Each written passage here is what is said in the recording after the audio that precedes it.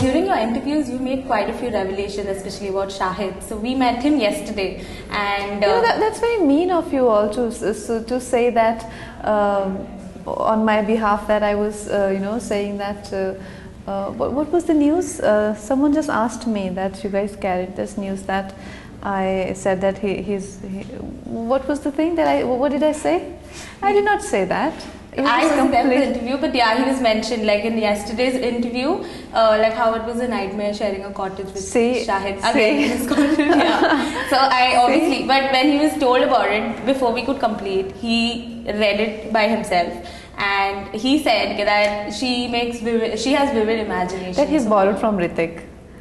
It is completely borrowed, and Hrithik should have copyright of this statement. I shouldn't be saying this, but when I heard that, it was like ditto what he said. Yeah, so he should have copyright, and everyone should have their own statements and not borrow statements.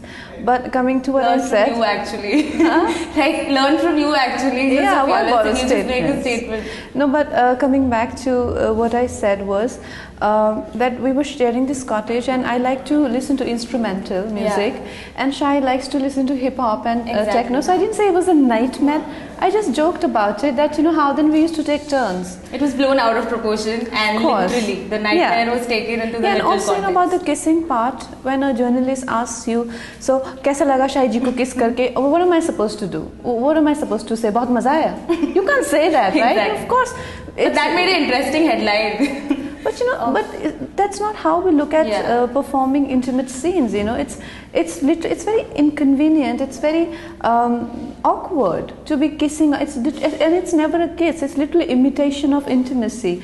Because how can you literally get intimate before 50 people, and there is like I said, there is so much costume and in this particular don't scene, have this emotional connect between each other. Right? No, you can of course arouse yourself as an actor. You're supposed to build the emotion in you, that you do that, but it's an imitation of a situation. Like if we are in World War II, it's not World War II. It's an imitation of an event. Yeah, so that's what art is, and artists should be respected for that.